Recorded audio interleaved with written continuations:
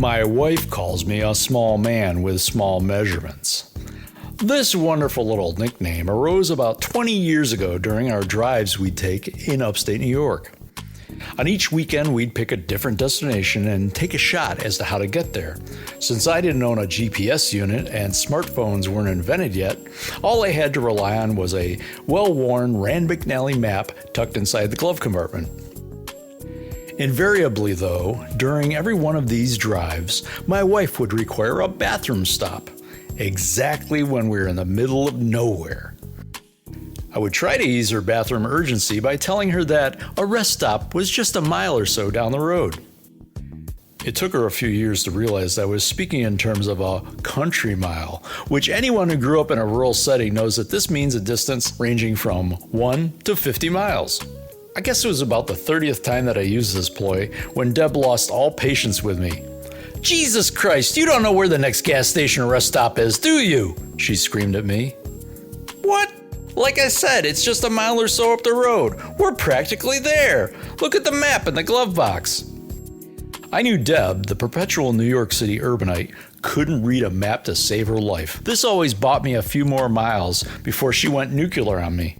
However, this time, I guess the launch codes were plugged in and the piss missile was about to exit the silo. She yelled, "God damn it, Flynn, you're a liar. You know what you are? You're a small man with small measurements. Find me a bathroom now!" With a command like that, a person becomes extra motivated to go full speed to the next available toilet. Fast forward to today. I may have waited some 20-odd years to prove her wrong about my measly measuring abilities, but alas, I did. I waited until we owned our first home together to prove to her that my dimensional estimating abilities were above par. This fixer-upper we owned was purchased, partly because that's all we could afford, and partly because I saw it as an opportunity to show my measuring prowess. This was due to the fact that so many things needed repairs: floors, windows, closets, toilets, walls, ceilings, and the doors. To make matters worse, not a square angle or standard measure could be found anywhere in this hobby-built hovel. For what I could tell, the home was built in the 1940s by a man who was cross-eyed and only measured in cubits. Despite all those negatives, this place was a perfect testing ground for me to dispel my wife's opinion of my survey abilities.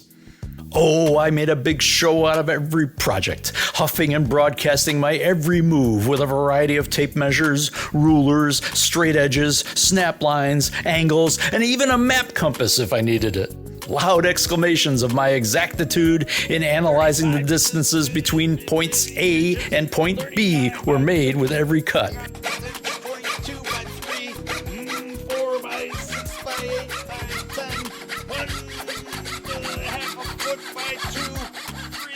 I wielded a tape measure like a samurai sword. I was the shogun of measuredom.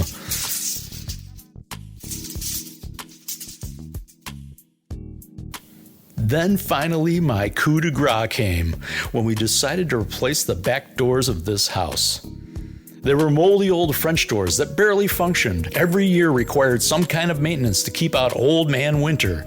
Squirts of caulk around the cracks, weather stripping over weather stripping. The doors were looking more like the gates of hell than anything even remotely designed by the French. Finally, a few months ago, my wife lost patience with this abomination and decided to order a new door. She wanted to also pay for the door's install, but I convinced her that this was wasted money since I had installed all the windows. Surely this door install was well within my capabilities.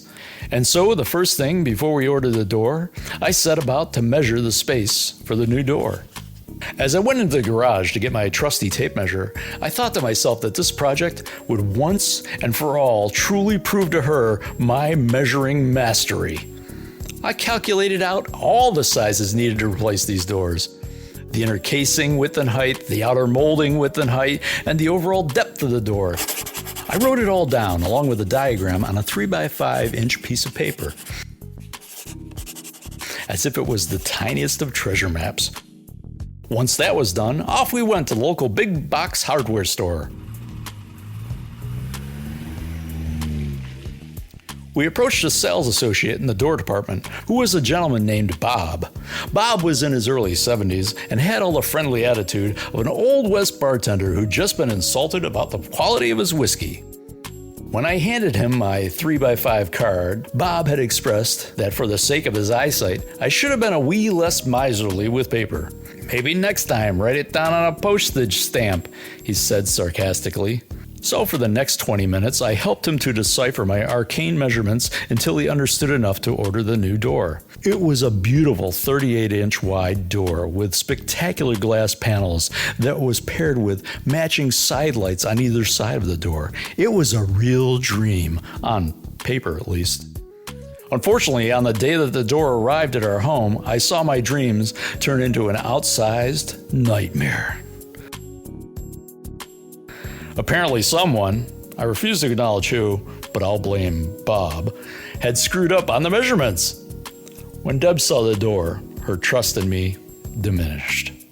Now in your mind, imagine putting the Arc de Triomphe as the entrance on a small 2-bedroom ranch house, and that would be the relative size dimensions of how badly I overestimated the measurements on this new door.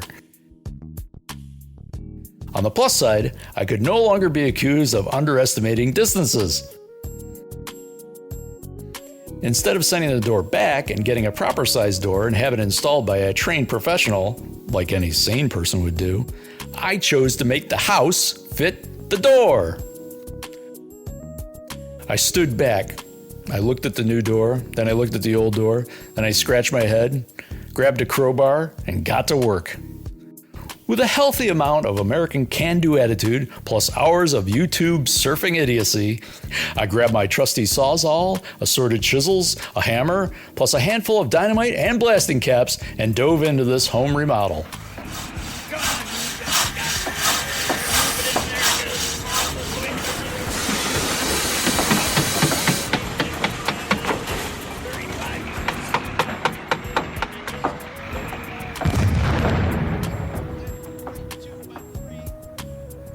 2 days later, I had a giant gaping hole in the side of my home. There's something liberating about creating a huge hole in one's house. It really opens up the space in a tiny little shitbox. I swore I could hear Frank Lloyd Wright whispering in my ear, "Who needs support walls when you have a great view?" With the removal of every wooden stud and cutting back of brick face, I could feel my home value climb to being on par with those of Beverly Hills. Or was it more like the Beverly Hillbillies? But I digress. Either way, the hole in the house was finally ready for its new splendiferous entrance. It took a lot of struggle to put that new door in place. It was far too heavy for even my Ant-Man-like strength, so I employed my good buddy Steve to help me with the install. You know you have a great friend when their help can be acquired for the price of a 6-pack of beer.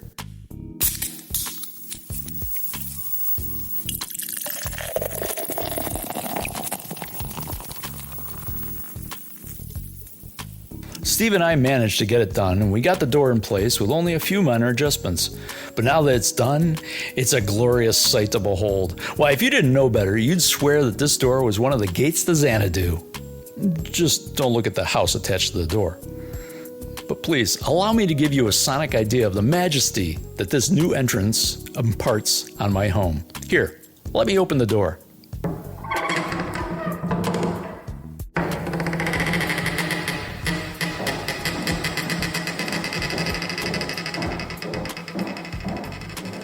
It sure brings a whole new elegance and grandeur to the place. It makes me feel like I'm living in the Taj Mahal, or Windsor Castle, or Valhalla, or maybe even Castle Grayskull. Although my wife is calling it Castle Numbskull. Now that I think about it, the most useful tools I've used in every repair or install in this home has involved a hammer and chisels. If there's such a thing as the Michelangelo School of Home Remodeling, I should qualify for admission. I bet I probably would have fit right in making homes back in the 15th century. At least that is until they burned me at the stake for being a heretic.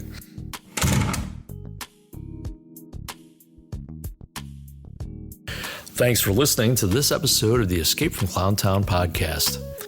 If you'd like to learn more about me and my comics, go to www.invariably.com. erflynncomics.com. Have a wonderful day.